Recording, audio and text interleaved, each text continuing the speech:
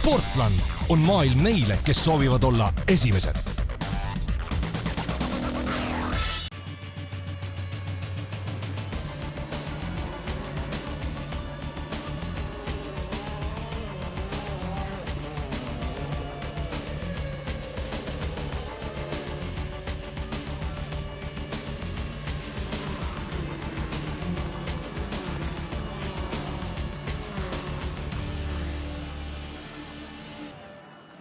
Tere tulemast mootorite maailma ja Tabasalu kardirajale, kus toimusid Olerex Eesti meistrivõistluste teise etapi otsustavad sõidud.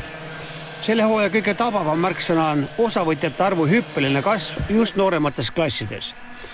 Kui näiteks kadettklassis oli varem 4-5 sõitjaga finaal, siis Tabasalus oli rajal 14 noort. Juba eelsõidud näitasid, et poodiumi kohtade välja selgitamiseks läheb vaja 10 sekundeid. 11 ringi järel oli 3 esimest finišis 0,6 sekundi sees. Oma elu esimese etapivõidu sai Konrad Karjus, teine koht Bennet Korjus ja kolmas Sander Kajak. Väga ilus sooritus oli, ootasid seal selja taga ja leidsid, räägi, kuidas see variant sul seal kätte kukkus? No ma mõtlesin ennem, et kui ma lähen väljas, siis ma ei saagi, aga sellel S-i kurvil sain aru, et ta läheb välja ja läksin seest mööda. Kõige rohkem oli stardis mikroklassi sõitjaid, kus juba eelsõitudes sai selgeks, et kiiruse poolest on poistest selgelt üle Meril Beldes. Finaalis oli tema jaoks kõige põnevam moment stardist esimese kurvini. See õnnestus ja 13 ringi jooksul ei tekkinud kordagi kahtlust, kes selle sõidu võidab. Merili selja taga võitlesid omavahel koguni 7 poissi ja nii sai Meril näiliselt lihtsalt eest ära sõita. Lõpuks oli tema edu 4 sekundit, teine Mattias Ojavõld, kolmas Kristjan Kiisk. Kiirema ringi tegi sealjuures hoopis 7. lõpetanud Albert Tamm. Kui mitmes sünnipäeval täna on siis? 10. Väga ilus, teiselt etapilt esimene koht 10. sünnipäeval jääb meelde küll. Mis sa ütled sõidu kohta?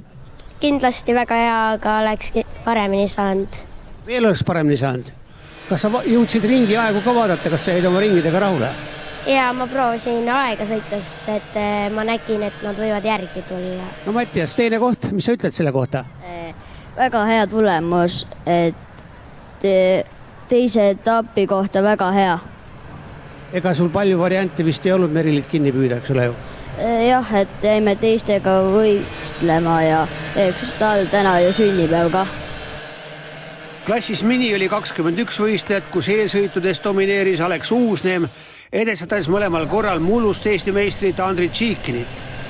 Võrreldes eelsõitudega oli finaal poole pikem 17 ringi, ometi ei muutnud see jõudude vahekorda rajal. Alex Uusneem oligi ülekaalukas võitja, 4 sekundit hiljem lõpetas Andri Tšiikin ja siis tulid poole sekundi sees koguni 4 poissi. 3. Hugo Rajamets, 4. Erik Jaanimets, 5. Tõnis Toomingas, 6. Theodor Toobal ja tema tegi päeva kõige kiirema ringi. Start oli sinu jaoks vist kõige põnevam moment? Jah, väga põnev. Väga hea ka. Oli hea start, jäid rahule? Jah, väga. Kuidas sa selle õige nipi ära tabad?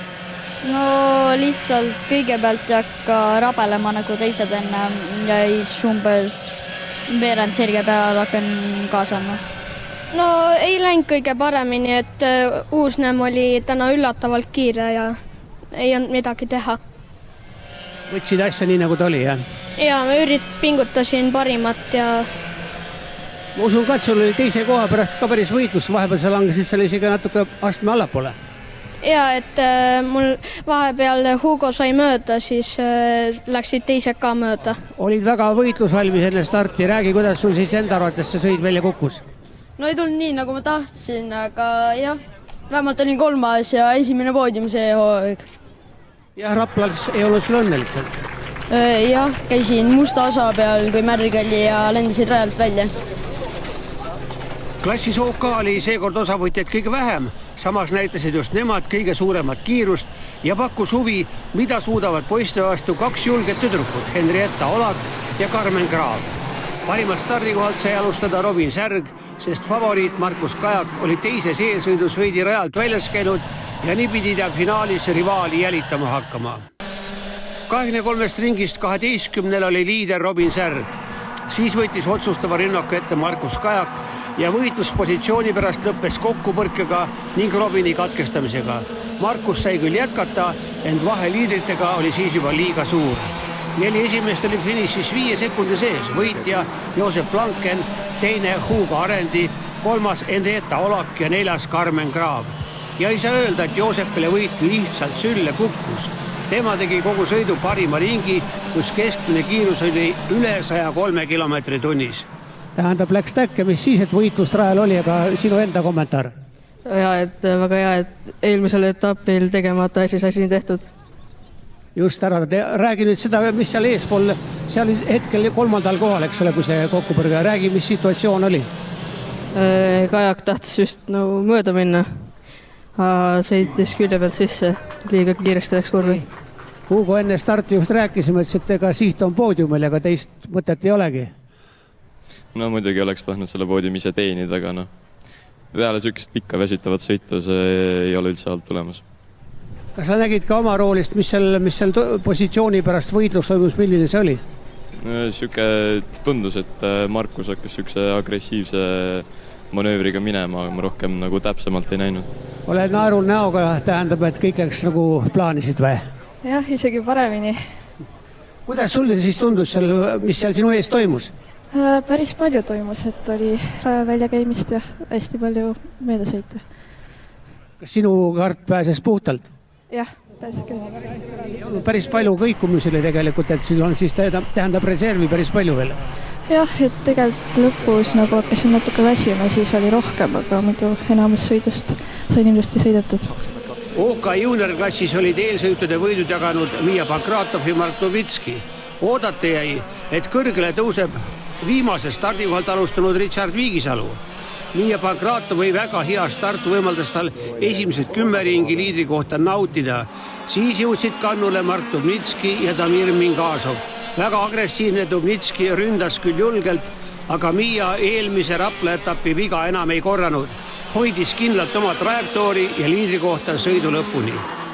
See kolmik oli sõidu lõpuks vaid 0,8 sekundi sees.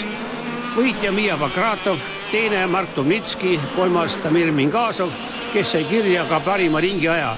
Julgelt sõitnud Richard Viigisalu tõusis 4.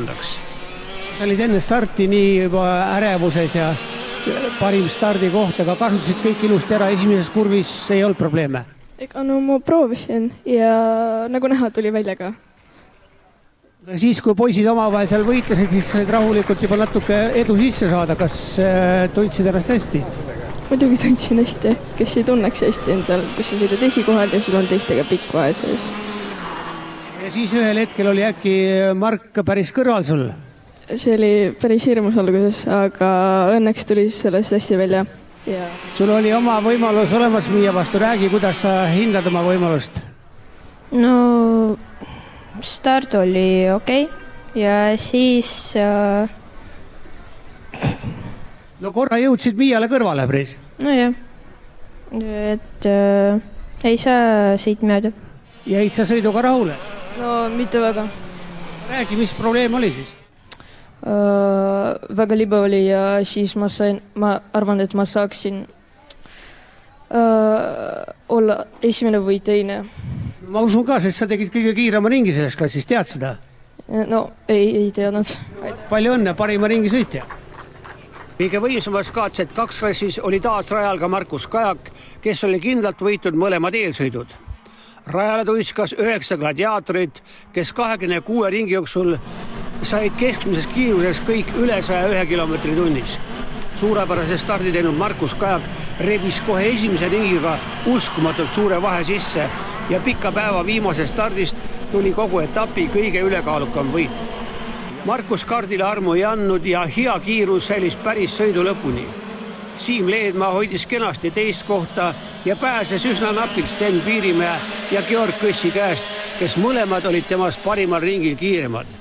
Sealjuures tõusis 9. kohalt alustanud Georg Kõss 3., 4. jäänud Sten Piirimägi tegi just viimasel ringil oma parima soorituse. Poodium seega esimene Markus Kajak, teine Siim Leedmaa, 3. Georg Kõss. See oli imeline start, mis sa tegid, sa viskasid esimese ringiga sellise edu sisse, kuidas see õnnestus? Start õnnestus ja imekombel oli hästi ja kõik oli nii nagu pidi. kuidas ennast motiveerid seal, kui edu on juba rivaalide nii suur? no vaatan aega ja siis rahulikult sõidan. Ütleme, et tänase päeva maksimum tulemus vist? Võib nii öelda jah, et kindlasti tahaks ju aeg ka siin kõige kõrgemal olla, aga hetkel on Markus on teinud väga tubli töö ja peame ise kõvasti pingutama, et teda kätte saada, et ta on hetkel ikka just kõige parem. Ise enda sõiduga jääd rahule? Pigem ei jah, et ei olnud kõige parem enesetunne, aga teine koht oli tõesti maksimum täna.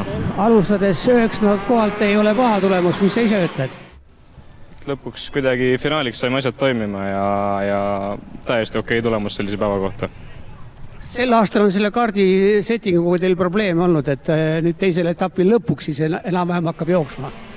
Eks me vaikselt leiame ja kindlasti on ka sõidu taga päris palju kinni. Mis on siis, kipud ära väsima? No väsimus ja kindlasti on trenni ka vähem tehtud kui teistel sellel aastal. No, Eesti meistrivõistluste järgmise etapil on nüüd aega, millega sa vahepeal oma aegada täidad?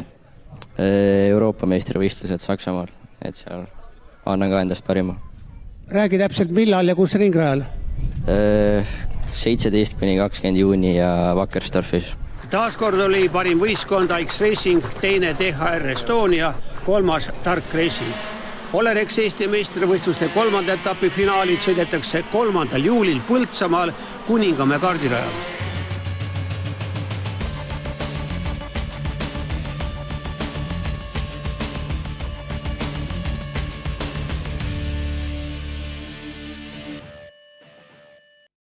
Sportland on maailm neile, kes soovivad olla esimesed.